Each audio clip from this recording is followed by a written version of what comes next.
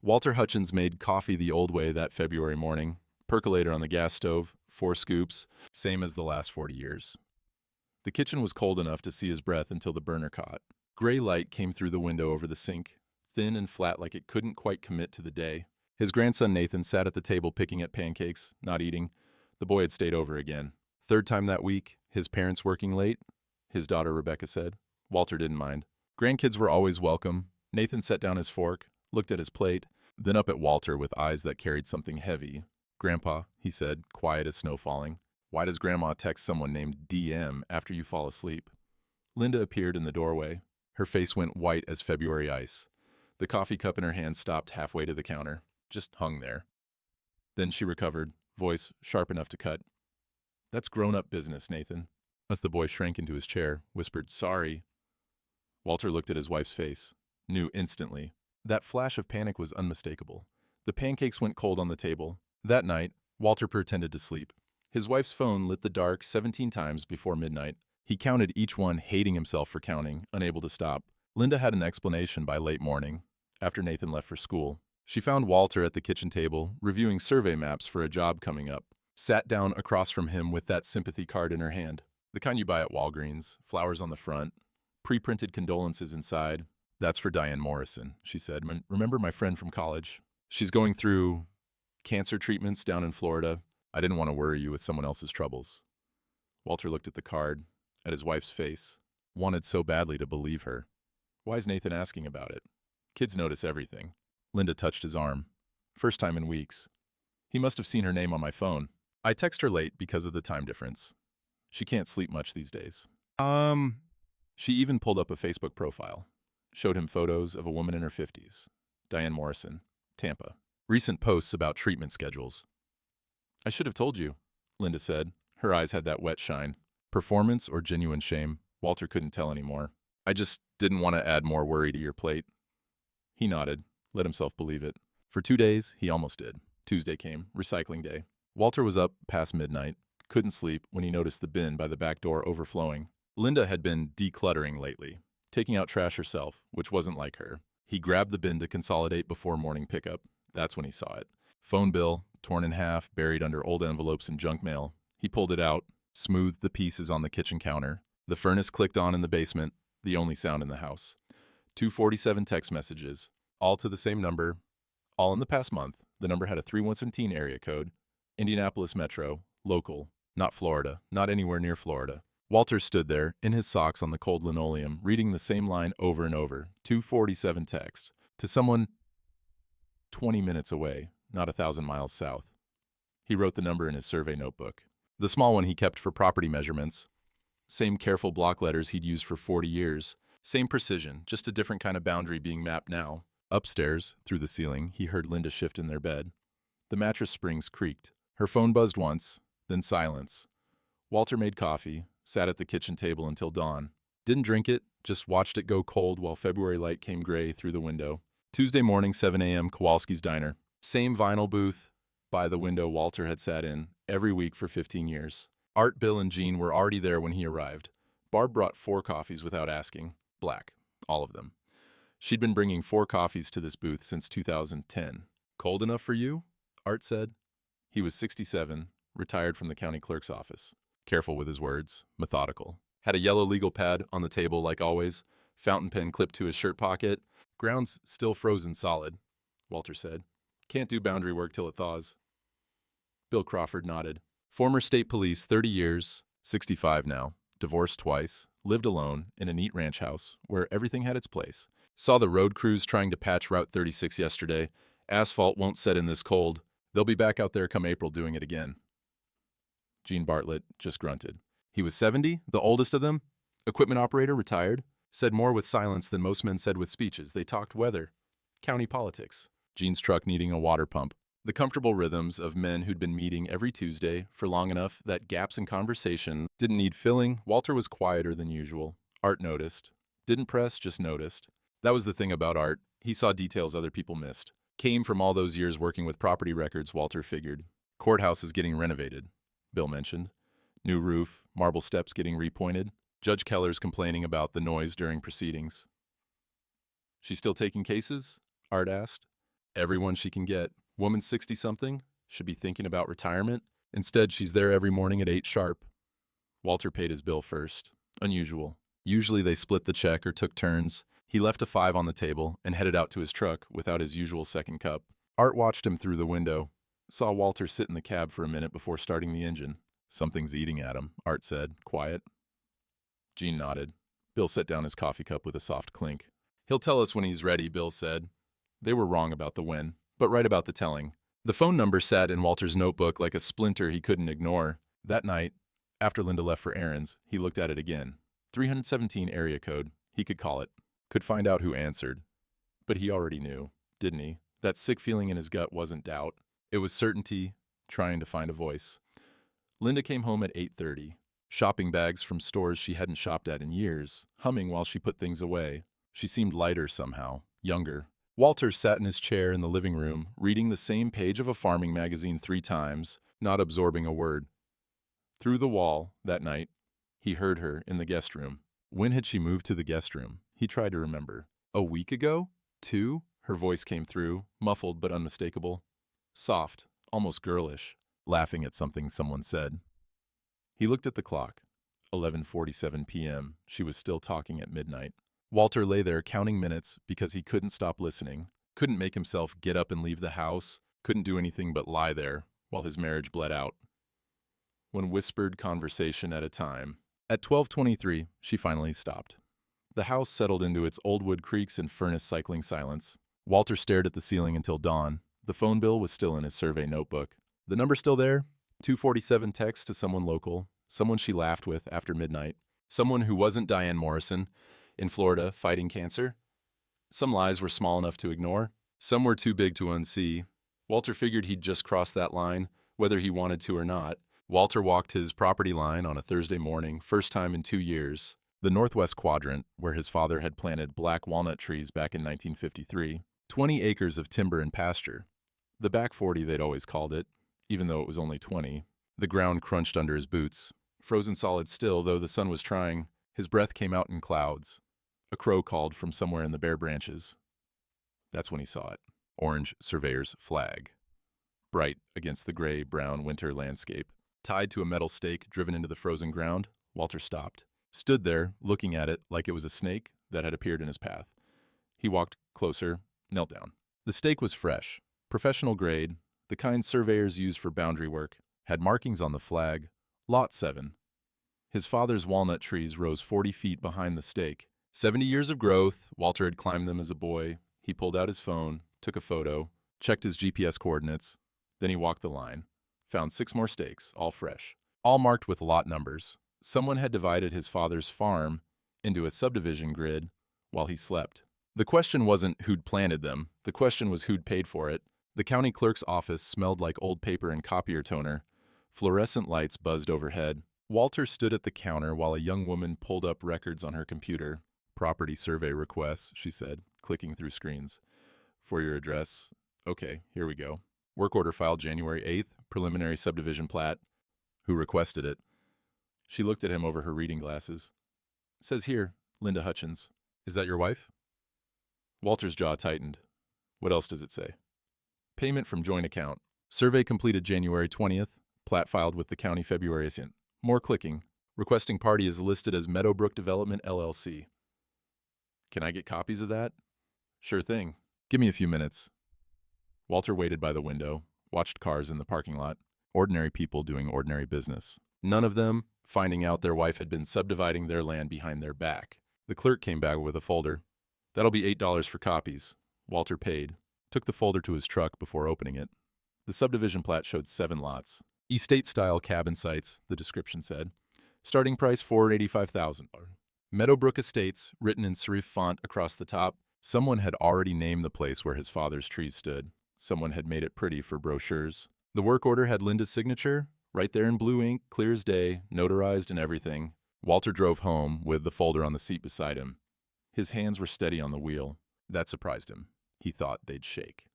But they didn't. They were just still. Like they were waiting for the rest of him to catch up to what his eyes had seen. Linda was at the kitchen table when he got home. Laptop open, spreadsheets on the screen. She looked up when he came in. Walter set the folder down in front of her, didn't say anything. Just set it there and waited. She opened it. Her face didn't change much, just a tightness around her mouth. You've been checking up on me. I found survey stakes in the back 40. In Dad's walnut trees? Those trees are 70 years old, Walter. They're not productive. The land's not productive. We're sitting on $500,000 doing nothing with it. That land's been in my family since 1947. Linda closed the laptop, stood up. And what's it gotten us? You do survey work for other people's property while ours just sits there. We could retire. Actually retire, not this half-working thing you do. You signed the work order without telling me. I'm on the deed. I can request a survey. You're planning to subdivide my father's farm. Her voice went sharp. Our farm, Walter. I've lived here 38 years. I gave up my career for this place. For you. I think I've earned the right to want something better. Better than what? Than this. She gestured at the kitchen, the house, everything. Being broke on a dead farm in the middle of nowhere, watching you measure other people's property lines for $20 an hour. I deserve more than this. I deserve half of everything, minimum. Walter looked at his wife, really looked at her. The woman he'd married 38 years ago was somewhere in there, but he couldn't find her anymore. You planning on asking me, or were you just gonna do it? I'm asking now, aren't I? Linda's eyes were cold. Meadowbrook wants to partner with us. They handle everything. Permits, infrastructure, marketing. We'd get 40% of sales. That's nearly $4 million. Walter, when was the last time you made $4 million measuring fence lines? When was the last time you texted Diane Morrison in Florida? Linda went still, just for a second. Then she grabbed her laptop and walked out. He heard her footsteps on the stairs, heard the guest room door close, not slam close, like she'd been planning this move for a while and was just executing it now. That night, through the guest room wall, Walter heard her voice again, soft, girlish, laughing. He lay in the bed they'd shared for 38 years and listened to his wife fall in love with someone else in a room 10 feet away. At 11:47, she was still talking. Walter stared at the ceiling and thought about his father walking those same property lines, planting those walnut trees when Eisenhower was president, how he'd said, "A man who knows his boundaries knows himself." His father had known his boundaries. Walter had thought he knew his too. Turned out he'd been wrong about where the lines were drawn, wrong about a lot of things. The house settled around him, old wood creaking, familiar sounds in an unfamiliar silence. Outside, February wind moved through bare branches. Inside, his wife laughed at something someone said. Someone who wasn't him. Someone who wanted his father's trees cut down and turned into cabin lots for rich people from Indianapolis. Walter closed his eyes, didn't sleep, just closed them and waited for dawn. Some nights, that's all a man can do. The days that followed had a hollow quality to them. Walter made coffee every morning, still 4 scoops, still the percolator, but the ritual felt mechanical now. Something he did because he'd always done it, not because it meant anything. Linda left early, came back late. They moved around each other like strangers in a boarding house. She'd taken all her things to the guest room. Her side of the closet was empty except for the hangers, which rattled when he walked past. Walter went through the motions, checked his survey equipment, answered calls about jobs, paid bills on time, fixed the screen door hinge that had been squeaking for a month. All the things a man does when he doesn't know what else to do. At night, he'd sit in his chair with a farming magazine open on his lap, reading the same articles over and over without absorbing a word. Through the wall, Linda's voice would drift in, soft conversations that went late, laughter he hadn't heard from her in years, maybe ever. The phone bill sat in his survey notebook. He'd check it sometimes, compulsively, like checking a wound to see if it was still bleeding. It always was. Nathan's teacher called on a Thursday. "Mr. Hutchins, this is Mrs. Henderson, Nathan's teacher." Walter was in his truck outside the hardware store. He'd been sitting there for 10 minutes, engine off, not quite ready to go inside where he might see people he knew. "Is everything all right?" he asked. "That's what I wanted to ask you." Her voice had that careful quality teachers use when they're worried but don't want to overstep. "Nathan's been in the nurse's office 3 times this week with stomach aches. He's not himself in class. Withdrawn. His grades are slipping." Walter felt something tighten in his chest. "He asked me something yesterday," Mrs. Henderson continued. "Asked if keeping secrets makes you sick. I thought I should reach out, make sure everything's okay at home." "Everything's fine," Walter heard himself say. The lie tasted like copper. "I'll check in with him." I'd appreciate that. He's a good boy. I just want to make sure he's all right."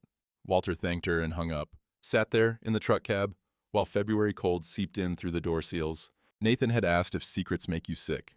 The boy already knew the answer. He was living it. 10 years old.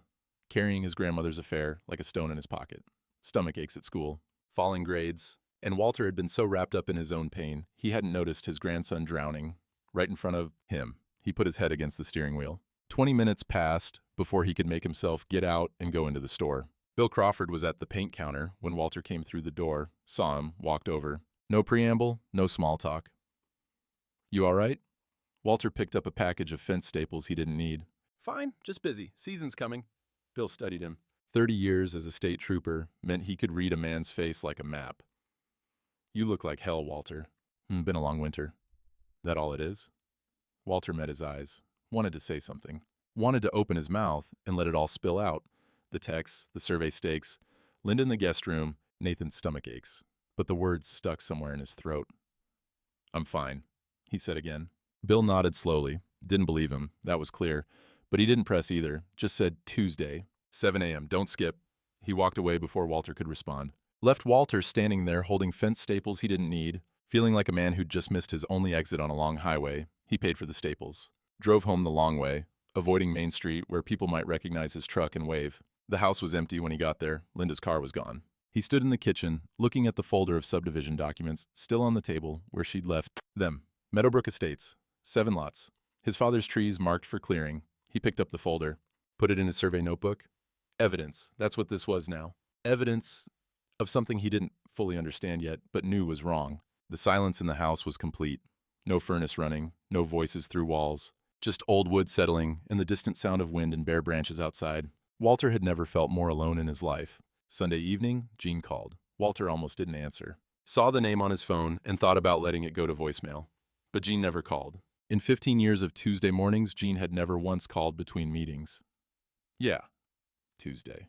Jean's voice was gravel and certainty. 7 a.m., be there. "Jean, not a question, not a request." The line went dead. Walter stood there with the phone in his hand. Through the guest room wall, he heard Linda's voice. Still talking, still laughing. It was 7:15 p.m. on a Sunday. He looked at the phone, at the survey notebook on the counter, at the empty coffee cup by the sink. At 40 years of his life, arranged in this kitchen, this house, this farm his father left him, Tuesday was 2 days away. Jean said be there. Not a question, not a request. Walter opened his mouth to argue with a dial tone, then realized what he was doing and set the phone down. Some decisions get made for you. Some friends don't give you the option of drowning alone. He made coffee, even though it was evening, sat at the kitchen table with his survey notebook open, started writing dates, times, facts, the phone bill, the survey stakes, the subdivision plat, Linda's signature, all of it laid out in the same careful block letters he'd used for boundary work since he was 23. If he was going to tell them Tuesday, and Jean's voice said he was going to tell them Tuesday, then he'd better have his measurements right. His father always said, do it once, do it right, do it so it holds up when somebody checks your work. Walter wrote until 2 a.m., 12 pages, every date he could remember, every detail that mattered. The same precision he'd used mapping property lines for 40 years, now mapping the boundaries of betrayal. Outside, the wind picked up. Inside, through the wall, silence finally. Linda had stopped talking. The house settled into sleep. Walter closed the notebook. Tomorrow was Monday. Tuesday was coming, whether he was ready or not. He wasn't ready, but Jean hadn't given him a choice. Some things you measure because they matter. Some things you measure so they can't be denied. Walter figured he'd just spent 4 hours measuring something that fell into both categories. Tuesday morning, Walter was 15 minutes early to Kowalski's. Pulled into the lot at 6:45 and sat in his truck watching the sun try to break through February clouds. Art's sedan was already there. So was Bill's F-150, Jean's old Dodge with the dent in the tailgate. They were waiting for him. Walter picked up his survey notebook from the passenger seat, felt the weight of 12 pages, all those measurements and dates. A lifetime of quiet competence reduced to evidence of failure. He almost started the truck and drove away, but Jean hadn't given him that option. And somewhere in the last 4 days, Walter had stopped having the energy to keep pretending everything was fine. He got out, walked into the diner. The 3 men were in the booth, by the window, their usual spot. But they were all on the same side, leaving the other side empty, waiting. Barb brought 4 coffees without a word, set them down gentle, and walked away. She'd been serving coffee to this booth for 14 years. Knew when to talk and when to leave men alone. Walter slid into the empty side, set his notebook on the table. Looked at 3 faces he'd seen every Tuesday since Art retired from the county in 2010. Nobody spoke for a long minute. Just the diner, sounds around them, Route 36 traffic outside, coffee cups on Formica. I need to tell you something, Walter said. Art pushed his coffee aside. Bill set his cup down, slow and careful. Gene's jaw worked like he was chewing words he wouldn't say yet. Walter opened the notebook, started talking, told them about Nathan's question at breakfast, Linda's face going white, the phone bill and the recycling with 247 text to a local number, the survey stakes in his father's walnut trees, the subdivision plat filed without him knowing, Linda's signature on documents. Meadowbrook Development, LLC, the guest room, the voices through the wall, Nathan's stomach aches. All of it. He talked for 10 minutes straight. Longest speech he'd made since his wedding vows 38 years ago. When he finished, the coffee had gone cold. Barb had refilled it twice without him noticing. Art sat back, studied Walter's face. You got those documents with you? Walter pulled the folder from his notebook. Subdivision plat, survey work order, phone bill copies. All of it organized the way he'd organize a survey report. Art read through it, passed pages to Bill. Bill read them like he was back in uniform reviewing evidence for a case file. Gene just watched Walter. Didn't need to see the papers. He'd heard enough. How long you been carrying this alone? Gene asked. His voice was quiet. Since Nathan asked. 3 weeks. 3 weeks. Gene shook his head. Damn it, Walter. I didn't want to. Walter stopped. Didn't know how to finish that sentence. Didn't want to what? Admit failure. Look weak? Burden friends with his problems? Didn't want to ask for help. Gene finished for him. I know. Did the same thing in '09. Watched my marriage fall apart for 6 months before I told anybody. By then it was too late to save anything. Lost half my savings, the house, damn near lost my mind. Bill looked up from the documents. This subdivision plat, she filed it 8 weeks ago. You're on the deed, right? Added her name 3 years ago. For estate planning, she said. That was the setup. Bill's voice had that cop flatness. Statement of fact, no emotion. This isn't impulse, Walter. This is planned. Art tapped the LLC registration with his finger. Meadowbrook Development. You know who runs that? No idea. I can find out. Still, got friends at the county. Someone filed this. Someone's got plans for your land. He pulled out his yellow legal pad, the fountain pen from his shirt pocket. You need to document everything, every conversation, every text you can verify. Every date something changed. Make it systematic. He slid the legal pad across the table. Walter stared at it. Clean yellow pages, graph paper lines. Art's neat handwriting across the top. Documentation log, W. Hutchins. I don't know if I can... You're a surveyor, Art said. You've been documenting boundaries for 40 years. This is just a different kind of boundary. Same principles apply. Bill leaned forward. Phone records. You need official copies with account details. Screenshots won't hold up if this goes to court. Request them from the carrier. They have to provide them if you're on the account? Court? Maybe. Depends how she plays it. Bill's expression was grim. But documentation is everything. Chain of custody, dated entries, witness statements. You do it right from the start, you've got options. You do it sloppy, you've got nothing. I already wrote some stuff down, Walter said, touching his survey notebook. That's good. Keep doing it. Every day. Times, dates, what was said, who was there, like you're documenting a property line. Exact same discipline. Gene spoke up. I waited too long. Told myself it would work out. Told myself she'd come back around. Kept hoping instead of acting. He looked at Walter dead on. Worst mistake I made. Don't make it because I did. Barb came by with the coffee pot. Topped off all 4 cups even though they were still half full. Set down a slice of apple pie in front of Walter. He hadn't ordered it. On the house, she said, not quite looking at him. Small-town care delivered through dessert. She walked away before he could thank her. Walter looked at the pie, at the legal pad, at 3 men who'd rearranged their Tuesday morning to sit on the same side of a booth and wait for him to stop drowning. I don't know what I'm supposed to do, he said. His voice cracked on the last word. 40 years of holding steady, and his voice picked now to break. You keep measuring, Art said. Same as you always have. But you measure this now. Make it real on paper so it can't be denied later. And you let us stand beside you while you do it, Bill added. Gene just squeezed Walter's shoulder. Calloused hand, rough grip. Didn't say anything. Didn't need to. They sat there for another hour. Went over the documents again. Art made notes. Bill explained evidence procedures, chain of custody, dated entries, witness corroboration. Gene mostly stayed quiet, but his presence was steady as a fence post. By the time they left, Walter had a plan. Document everything. Request official phone records. Check for other changes. Deeds, bank accounts, anything Linda might have altered. Art would trace the LLC. Bill would review everything to make sure it was courtroom ready, if it came to that. In the parking lot, Art said one more thing, voice low, careful. When she changed that deed 3 years back, check what else she changed. Paper trails tell stories, Walter. You just gotta know the language. Walter drove home with the legal pad on the seat beside him, Art's handwriting across the top, a gift and a burden both. The house was empty when he got there, Linda's car gone. He stood in the kitchen for a minute, then sat down at the table, opened the legal pad to the first clean page, started writing date, time, Nathan's question at breakfast, Linda's reaction, the phone bill, the survey stakes, the subdivision plat, every detail transferred from his survey notebook to Art's legal pad. Cleaner, more systematic. The way evidence should look. He wrote for 3 hours, his hand cramped twice. The coffee went cold in the cup. But when he finished, he had something solid. Something that couldn't be argued with or explained away. The same kind of documentation he'd file with the county after completing a boundary survey. Professional. Precise. True. His father used to say, a man who knows his boundaries knows himself. Walter was learning his boundaries all over again, finding out where the lines actually were, not where he'd hoped they'd be. Outside, afternoon light came gray through the kitchen window. The house was quiet. Linda wouldn't be home for hours. Walter looked at the legal pad, 12 pages of careful documentation. The truth laid out in block letters and dated entries. Some things you build to last, some things you build because they're already falling down, and you need to show how it happened. Walter figured he'd just done both. He made fresh coffee, sat at the table while it brewed, listened to the percolator hiss and burble. 4 scoops, same as always, some rituals held. Some things stayed true even when everything else went crooked. That was something. Not much, but something.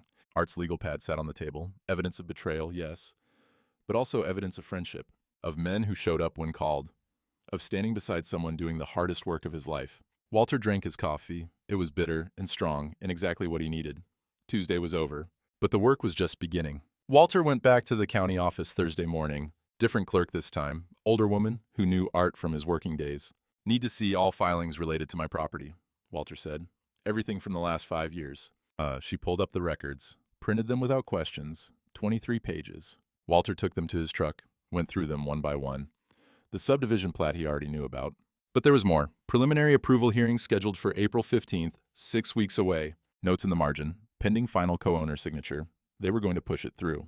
With his signature, or without it, Walter couldn't tell yet. But the timeline was there. April 15th.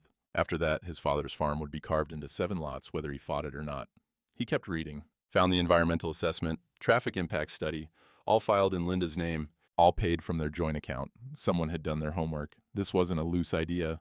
This was an engineered plan, weeks from completion. Walter photographed every page, added them to his documentation log with dates and reference numbers. Art had been right. Paper trails told stories. This story had chapters Walter hadn't known existed. Art called Tuesday evening. Walter was at the kitchen table with his documentation spread out like survey maps. Found something? Art said. His voice was tight. Meadowbrook Development, LLC. Registered agent is Dennis Michael Morrison. Ring any bells? Walter went still. DM. That's what I thought. Ran him through property records. Owns 3 rental properties in Carmel. High-end stuff. Also cross-referenced with your wife's employer history from public records. And? Dennis Morrison was her supervisor at the insurance company. 30 years ago.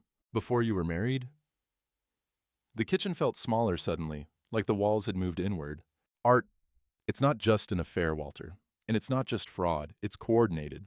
The texts, the development plan, the timeline, they've been working together. Walter sat down. The phone felt heavy against his ear. How long you figure they've been planning this? Subdivision plat was filed 8 weeks ago, but the LLC was registered 4 months before that, December, right before Christmas. While Walter had been stringing lights on the barn, while Linda had been baking cookies for the grandkids, while he'd been thinking about whether to replace the furnace or wait another year, she'd been planning this. With her old boss, with the man she texted 247 times a month. You still there? Art asked. Yeah. There's more. Morrison filed for permits on 3 other subdivisions in the last 2 years. All rural properties. All within 20 miles of Indianapolis. Guy's making a business of turning farmland into luxury cabin developments. And Linda's helping him. Looks that way. Can't prove they're together from public records. But the business connection is clear. And if those texts line up with planning meetings, development timeline discussions... They do? Walter said. I checked. Every spike in text activity matches a filing date or approval deadline. Art was quiet for a moment. You keeping good notes on this? Every date, every number, bills, procedures. Good, because this isn't just divorce territory anymore. This is fraud. Property fraud.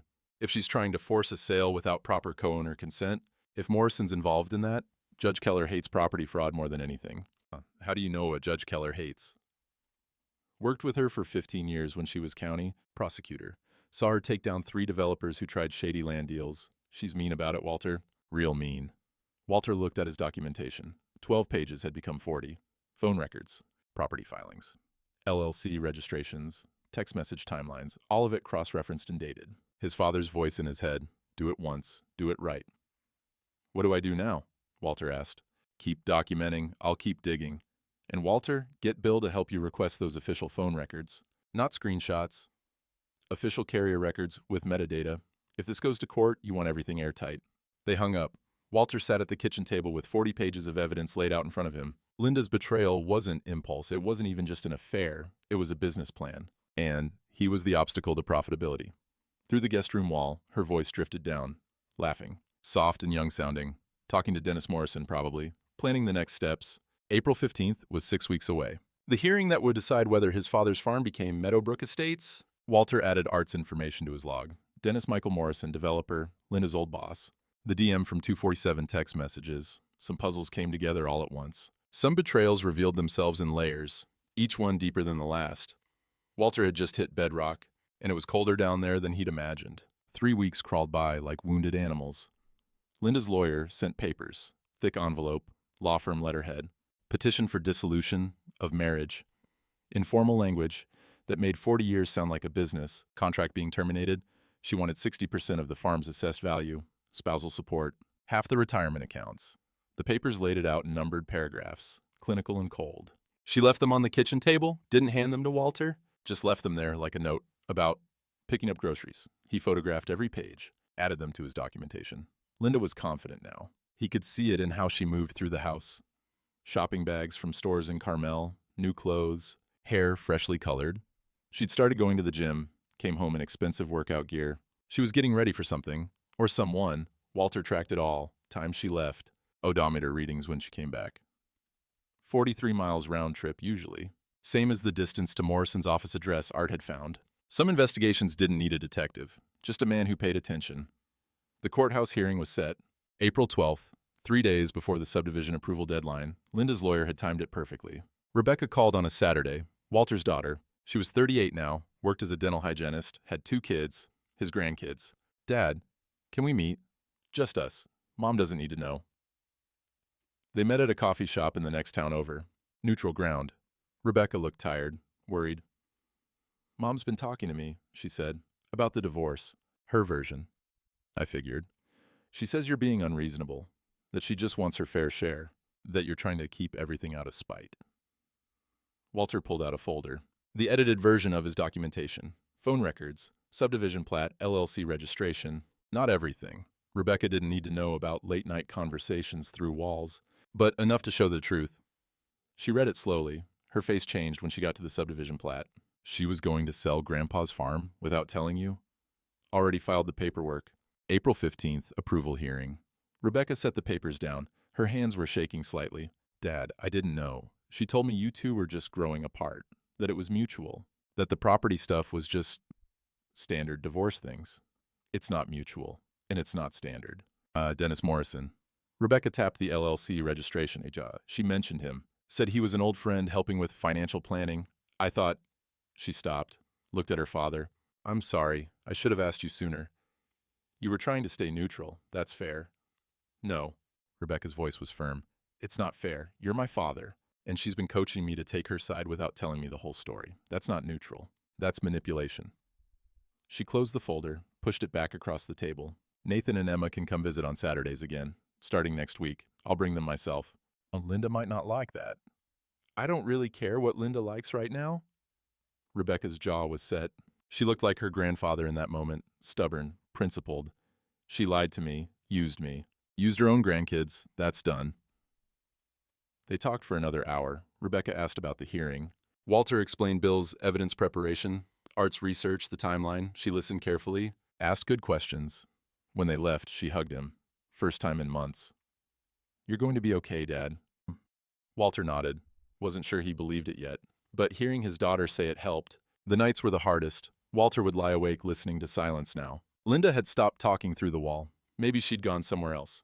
Maybe Morrison's place. Walter didn't know and didn't want to. He walked the property lines every morning, 5:30, before dawn. Touched his father's original boundary markers, iron stakes from 1947 still standing true. The survey stakes were gone now. Walter had pulled them all out, photographed the holes, documented their removal. His land, his boundaries, his to defend. He found his father's old survey transit in the barn. Brass and steel, mechanical, no electronics, 70 years old and still accurate. Walter set it up one morning, checked the sightlines. Perfect. They built things to last back then. Built them right. The April morning, 3 days before the hearing, Walter found something under the refrigerator. Nathan's drawing from months ago. Crayon survey map of the farm. Every building labeled in careful printing. Grandpa's place. Written in the corner. The paper was wrinkled, edges worn. But the colors were still bright. Red barn, green fields, brown fence post. A child's faith that good things stayed standing. Walter smoothed it out, folded it careful, put it in his jacket pocket, next to his documentation folder. Some things you defend because they're yours. Some things you defend because someone young believes they'll last. The hearing was Tuesday. 3 days away.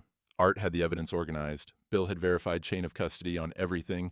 Jean had called twice, said nothing much, just checking in. Linda was confident. Walter could feel it. She thought she had this one, thought he'd roll over like he always had. Quiet Walter, steady Walter. Walter who never made waves. Monday night, Walter sat at the kitchen table. Documentation spread out one more time. 47 pages now. Every date, every document, every lie traced back to its source. His father's voice. Do it once, do it right, do it so it holds up when somebody checks your work. Tuesday morning, somebody was going to check his work. Walter figured it would hold up just fine. He made coffee. 4 scoops, let it brew strong. Drank it black while darkness gave way to gray dawn outside the kitchen window. In the barn, his father's transit sat ready. In his pocket, Nathan's crayon map. In his truck, 47 pages of truth. Some boundaries you draw with iron stakes. Some you draw with ink on paper. Some you draw with the simple act of standing up when someone tries to push you down. Walter had spent 3 weeks measuring, 3 weeks documenting, 3 weeks learning that silence only works if the person you're staying silent for deserves it. Linda didn't deserve it anymore. Tuesday was here, time to show his work. The county courthouse was limestone, built in 1898. Marble steps worn smooth from a century of people carrying their troubles up into those halls. Walter climbed them at 8:30 Tuesday morning, Art and Bill flanking him, Jean right behind. Judge Marianne Keller's courtroom was oak-paneled, high-ceilinged, smelled like furniture polish and old law books. Walter sat at the plaintiff's table with his lawyer, a younger man Art had recommended, steady and thorough. Linda was already there. Different table, 10 feet away. Her lawyer was James Bradford, expensive suit, polished shoes. Linda wore a navy dress, pearls. Looked like she was going to church, not court. She didn't look at Walter, not once. Judge Keller came in. Everyone stood. She was 54, gray hair pulled back, reading glasses on a chain, no preamble. Just sat down and said, "Let's proceed." Bradford went first, stood up smooth and confident. "Your Honor, this is a straightforward dissolution case. Mrs. Hutchins has been a devoted wife for 38 years. She gave up her career to support her husband's work, to raise their family, to maintain their home. She's not asking for anything unreasonable, simply her fair shares of the marital assets they built together." He painted a picture. Linda the faithful spouse. Walter the stubborn farmer refusing to adapt. The Meadowbrook development as a shared opportunity that Walter had sabotaged out of spite. "Mrs. Hutchins simply wants to move forward with dignity," Bradford said, "to receive what she's entitled to under Indiana law. She's requesting 60% of the property value, reflecting her contributions and Mr. Hutchins' unwillingness to cooperate with reasonable financial planning." Linda dabbed her eyes with a tissue. Perfect timing. Bradford sat down. Judge Keller looked at Walter's lawyer. "Mr. Chen?" Chen stood, quieter than Bradford, but his voice carried. "Your Honor, Mrs. Hutchins isn't telling the complete story. We have documentation that changes the nature of these proceedings significantly." He approached the bench with Walter's evidence binder, 2 inches thick, tabs color-coded, everything Art and Bill had helped organize. Phone records showing over 2,000 text messages between Mrs. Hutchins and Dennis Michael Morrison over 8 months. Mr. Morrison is the registered agent for Meadowbrook Development, LLC, the same company listed on the subdivision plat Mrs. Hutchins filed without her husband's knowledge. Judge Keller put on her reading glasses, started going through the binder. Chen continued, "The subdivision plat was filed 8 weeks ago, using Mrs. Hutchins' signature alone, despite Mr. Hutchins being co-owner on the deed. The approval hearing is scheduled for April 15th, 3 days from now. 7 lots, projected sales of $4 million. Mr. Morrison's company stands to profit substantially. Bradford stood up. Your Honor, this is character assassination. Judge Keller held up one hand, kept reading. The courtroom went silent except for pages turning. She read for 10 minutes straight. Phone records. LLC registration. Subdivision plat. Timeline documentation showing text message spikes corresponding with filing deadlines. When she removed her reading glasses, the click echoed in the quiet room. Bradford shifted in his seat. Linda's tissue stopped moving. Mrs. Hutchins, Judge Keller said. Her voice was flat, dangerous flat. Did you file a subdivision plat for property you co-own without your husband's knowledge or consent? Linda looked at Bradford. He stood up. Your Honor, Mrs. Hutchins is on the deed. She has every legal right to explore development options. I asked Mrs. Hutchins a direct question, Mr. Bradford. Linda stood. Her voice was smaller than before. I requested a preliminary survey. That's not illegal. On a preliminary survey with lot numbers, price projections, and an approval hearing in 3 days? Silence. And Mr. Dennis Morrison. How long have you known him? He's an old colleague. He offered professional guidance. 2,000 text messages in 8 months. Many sent late at night. That's quite a bit of professional guidance. Judge Keller looked at Bradford. Your client coordinated a property subdivision with a romantic partner using marital assets without co-owner consent. Is that your defense? Bradford requested a recess. His confidence had evaporated like morning dew. Judge Keller granted 30 minutes. The hallway was cooler. Walter stood by the window while Art and Bill talked quietly nearby. Jean just stood there, solid as a fence post. Down the hall, Linda was crying. Not sad tears, angry ones. Bradford was talking fast, hands moving. Through the glass, Walter could see Dennis Morrison leaving through the side exit. Quick steps. Didn't look back. Rebecca appeared from somewhere. Put her hand on Walter's arm. You okay, Dad? Don't know yet. You did good in there. Walter looked at his daughter, then at Art and Bill and Jean. At 47 pages of documentation that had held up under scrutiny. At truth, that couldn't be argued with because it was measured right. We'll see, he said. Judge Keller's clerk came out. She's ready. They filed back in. Linda's eyes were red. Her lawyer looked like a man who'd just watched his case collapse. Judge Keller didn't sit down. I'll have a ruling in 72 hours. Mr. Chen, Mr. Bradford, you'll receive written notice. Court is adjourned. Gavel down. Walter walked down those marble steps into April afternoon light. Behind him, through courthouse windows, Linda was still in the hallway with Bradford, gesturing sharply. He didn't look back. Some people you stop seeing long before they leave. Jean clapped his shoulder. Art nodded. Bill said, well, that went well. Walter got in his truck, started the engine, drove home with empty roads and clear sky and 3 days to wait for a judge's decision. But he'd shown his work, measured it right, let truth speak for itself. That was all a man could do. The rest was up to people who knew how to read boundaries. The envelope came Friday. 3 days, like Judge Keller promised. Official seal, county courthouse letterhead. Walter stood by the mailbox holding it for a full minute before he walked back to the house. Art and Bill were already there, sitting in their trucks in the driveway. Like they'd been waiting. Maybe they had been. Walter held up the envelope. They got out, followed him inside. Jean pulled up 5 minutes later. Nobody had called him. He just knew. Walter opened the envelope at the kitchen table. 4 men standing around while he read legal language that would determine whether his father's farm stayed. His father's farm? The ruling was 8 pages. Walter read it twice, then handed it to Art. Art read it aloud. The court finds that Mrs. Linda Hutchins engaged in fraudulent conduct regarding marital property, specifically filing subdivision plans without co-owner consent, coordinating with a third-party developer for personal financial gain, and misrepresenting said actions during dissolution proceedings. Art looked up, kept reading. Property fraud vitiates claims of equitable distribution. Therefore, Mr. Walter Hutchins retains full ownership of the 140-acre property and primary residence. Mrs. Hutchins is awarded $47,000 as settlement, calculated from her documented non-fraudulent financial contributions to the marriage. No spousal support is awarded due to fraudulent intent. Mrs. Hutchins has 30 days to vacate the premises. Silence in the kitchen, just the refrigerator humming and the clock ticking on the wall. Bill spoke first. You won. Walter sat down. Yeah. Judge Keller tore her apart in the reasoning section, Art said, still reading. Listen to this. The court notes, with particular disfavor, the defendant's attempt to portray coordinated property fraud as mere financial planning. Such conduct undermines the integrity of marital property law and will not be rewarded in this court. Jean made a sound that might have been a laugh. She really doesn't like property fraud. Told you, Art said. Walter looked at the ruling. At 8 pages that said his father's farm wouldn't become Meadowbrook Estates. That 70-year-old walnut trees would stay standing. That Nathan's crayon map, Grandpa's place, was still accurate. He should feel something. Victory, maybe. Relief. Mostly he just felt tired. "I need to call Rebecca," he said. Art nodded. "We'll give you space." "No." Walter stood up. "Stay, please." So they stayed while he called his daughter, told her the ruling, heard her voice break with relief on the other end. "Can we come tomorrow? Bring the kids?" "Yeah, that'd be good." After he hung up, Bill made coffee. 4 cups. Nobody said much. Didn't need to. They'd been meeting Tuesday mornings for 15 years. Knew how to sit with a man when words weren't the point. Art finally spoke. "Linda's got 30 days. She'll probably move faster." "Probably. You want us here when she does?" Walter thought about it, shook his head. "No, this is between her and me, what's left of it." Gene squeezed his shoulder. Same rough grip as always. "You did good, Walter. Your dad would be proud." That's when Walter felt it. Not victory, not relief, just a quiet certainty that he'd done what needed doing.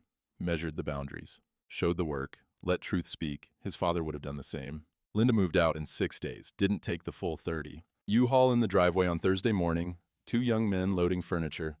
Walter watched from the porch. Didn't help, didn't hinder. Just watched his wife of 38 years pack up like they'd been roommates.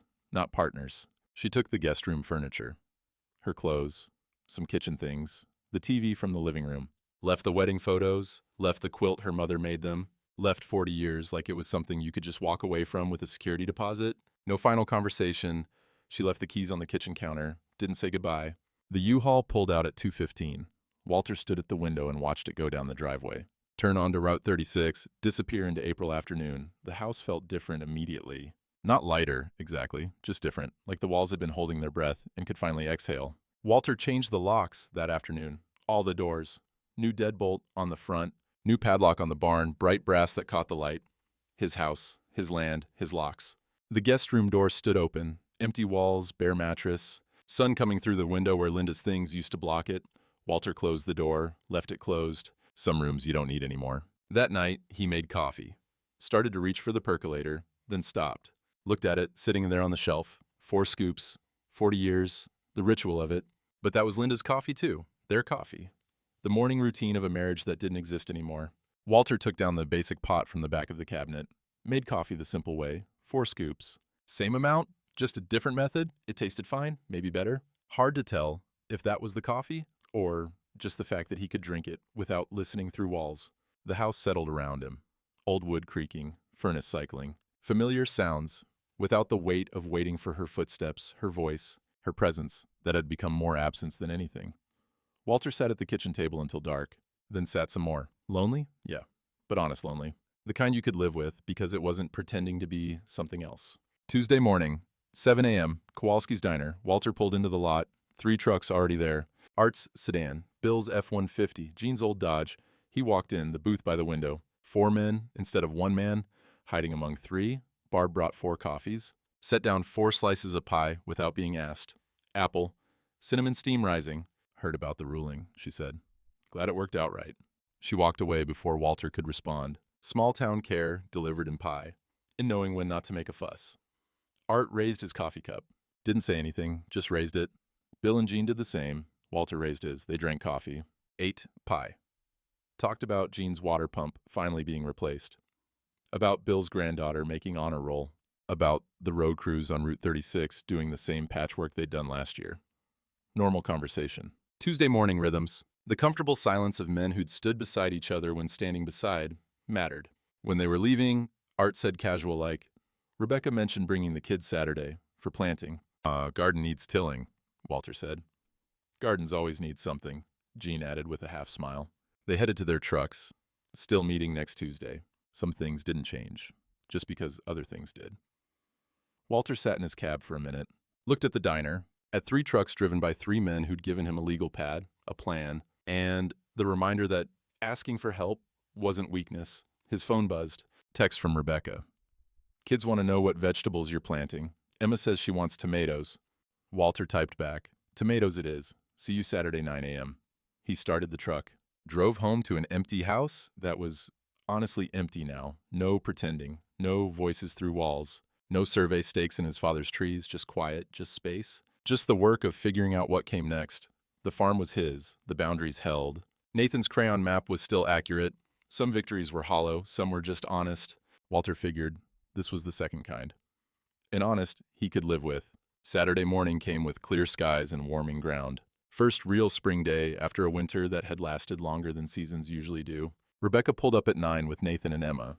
The kids tumbled out of the car before she'd even turned off the engine, Nathan carrying a notebook. Emma with gardening gloves too big for her hands. Walter was waiting by the barn, tiller already out. Garden plot marked with string lines running straight and true.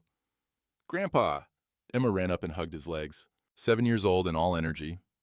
Nathan was more careful, hung back a little, like he wasn't sure if things were okay now or just pretending to be okay. Walter knelt down, looked his grandson in the eye. "You did right telling me," he said. "Secrets like that aren't yours to carry, never were." Nathan's shoulders dropped, relief visible. "I'm sorry I didn't tell you sooner." "You told me when you could. That's enough." The boy nodded, looked lighter, somehow. Like a weight he'd been carrying for months finally got set down. Rebecca stood by her car, watching. Walter met her eyes. She smiled. Real one. Not the careful kind she'd been using since Christmas. "What are we planting?" Emma asked, bouncing on her toes. "Tomatoes. Beans. Couple rows of corn if we've got time." "Where?"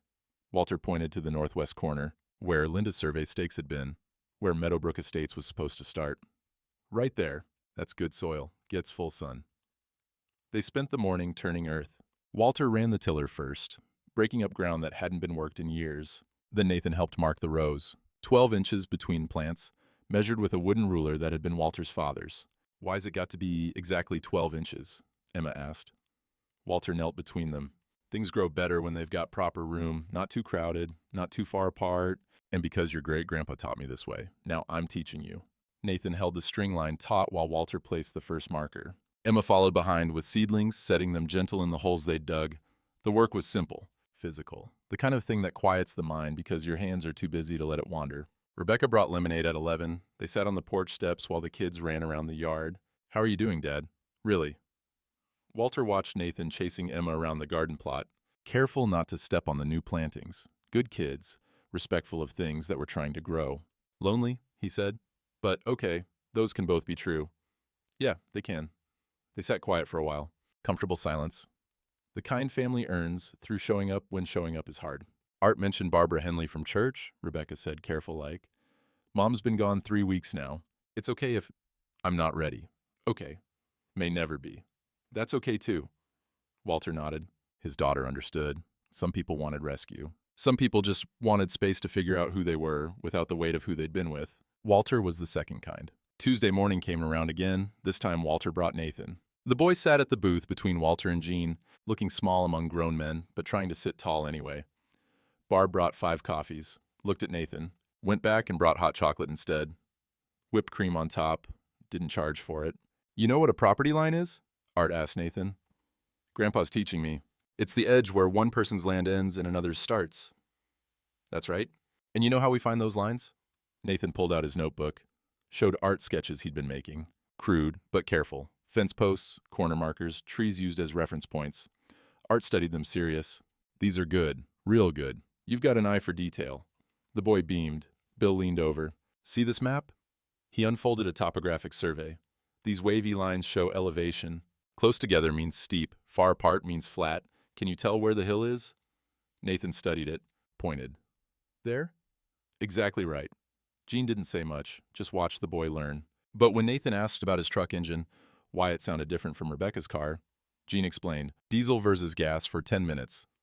Patient, thorough." The most words Walter had heard him speak at one sitting. They sat there for an hour, 4 men and 1 boy, passing down knowledge that didn't seem important until you needed it. Then it became the difference between knowing your place in the world and wandering lost. When they left, Art said to Walter, "Bring him regular, if you want." He'd like that. So would we. In the parking lot, Nathan looked up at Walter. "Are those your best friends?"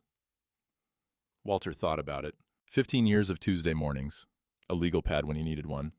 Standing beside him in a courthouse, teaching his grandson without being asked. "Yeah," he said. "I guess they are." "That's good. Everybody should have friends." Out of the mouths of 10-year-olds. Wednesday morning, 5:30. Walter walked the property line, coffee in a travel mug. New pot, same 4 scoops, some rituals adapted. Spring was happening. He could feel it in the air. Robin song from the walnut trees. Green showing in the grass. That warming earth smell that promised things were waking up. He touched his father's original boundary markers.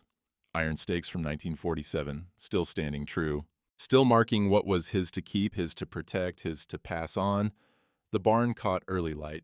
New padlock, bright brass. His choice, his lock, his land. No survey stakes, no subdivision plans. No voices through walls. Just morning, just quiet. Just the work of living forward into whatever came next. Walter stopped at this garden plot. The tomato seedlings were already reaching for light. Small and green and determined. Give them a few months, they'd be heavy with fruit. Give them proper care and room, they'd do what they were meant to do. Same as anything, really. He thought about Nathan's drawing still on the refrigerator. Grandpa's place in crayon letters. A child's certainty that good things lasted if you took care of them. The kid wasn't wrong. Linda was gone. Marriage was over. Those were facts, hard and permanent, but the land was still here. The grandkids were coming back. Tuesday mornings were holding. Some things broke, some things bent but held. The trick was knowing which was which and not wasting time trying to fix what was already past fixing. Walter finished his coffee as sun cleared the tree line. Gold light on new green grass. His father's trees standing tall. The barn his grandfather built in 1952. 80 years of family, still rooted. He figured that was legacy, not perfection, not permanent happiness. Just showing up, doing the work, keeping the boundaries true, passing something down that was worth receiving. The garden rows ran straight. 12 inches between plants. Measured twice. Nathan had held the string line without being told. Remembered the lesson from one showing. The spring ground was soft enough for roots to take hold. Walter figured that applied to more than tomatoes. He walked back to the house as morning took hold. Empty house, yeah, but empty in a way that felt clean now, honest. Room to breathe, without wondering what was happening in the next room, what was being planned, what was being hidden. Some losses revealed what was already gone. Some boundaries held because they were drawn true in the first place. The farm would be here when Nathan was ready for it. The knowledge would pass, the land would stay. That was enough. More than enough. That was everything that mattered. There's something about dawn that tells the truth. Maybe it's the quiet. Maybe it's the light coming slow and honest. No drama. Just showing what's there. Walter stood on his porch with coffee steaming in the morning cold. Late April now. The kind of morning his father used to call working weather. Clear enough to see what you're doing. Cool enough to do it without stopping every 10 minutes. The northwest quadrant was green with new growth. Tomato plants reaching. Bean vines climbing the stakes Nathan had helped set. Where Meadowbrook Estates was supposed to be, there was just garden. Just food growing for family. Just earth doing what earth does when you let it. His father's walnut trees stood beyond the garden. 72 years old now, older than Walter. They'd be standing long after he was gone too. That's what legacy was, he figured. Not something you owned, something you kept for a while and passed along. The brass padlock on the barn caught first light. New lock, his choice. Small thing, maybe. But small things added up to a life you could live with, or a life that slowly hollowed you out from the inside. Walter had spent 63 years learning that lesson. Wished he'd learned it sooner. But late learning was still learning. Linda was gone. That was a fact. Hard and permanent as iron stakes. The marriage was over. Another fact. Some nights the loneliness sat heavy. Some mornings he woke up and forgot she'd left. Reached for coffee routine that included 2 cups instead of 1. But he wasn't pretending anymore. Wasn't listening through walls. Wasn't carrying secrets that weren't his to carry. The loneliness was real, but it was honest. And honest, a man could live with. Rebecca and the kids came Saturdays. Nathan was learning to read property maps. Emma was learning that tomatoes didn't grow overnight no matter how much you wanted them to.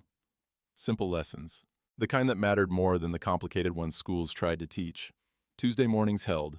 Art and Bill and Jean, same booth, same coffee. Now with Nathan learning alongside them sometimes. Masculine wisdom passed the old way. Through showing, not telling. Through standing beside, not standing over. There was a widow from church. Barbara Henley. Art had mentioned her twice now. Nice woman, Art said. Lost her husband 3 years back. Might be good to have coffee sometime. Walter had said he wasn't ready. Still true? Might always be true? But the fact that he could imagine it someday, that was something. Not hope, exactly. Just the recognition that closed doors sometimes open again if you didn't nail them shut. The sun cleared the tree line, gold light on green grass, robin song from the walnut trees, his father's boundary markers still standing true after 78 years. The land solid under his feet. Some things you build to last, some things you build to pass on. Some things you just protect while they're in your care, knowing you're part of a chain longer than your own life. Walter Hutchins had protected what mattered, lost some things, kept others, learned the difference between silence that protected and silence that enabled, between loneliness that destroyed and loneliness that was just space for healing. His father used to say, "A man who knows his boundaries knows himself." Walter knew his boundaries now. Knew them better than he had in 63 years. The lands, the laws, his own. And he knew one more thing. Dignity wasn't something given. It was something defended when necessary, maintained through quiet action, and passed down through the simple act of showing up and doing what was right, even when right was hard. The coffee was bitter and strong and exactly what he needed. The morning was cold and clear and full of work. The land was his to keep, his to tend, his to pass on. That was enough. Some days that was everything.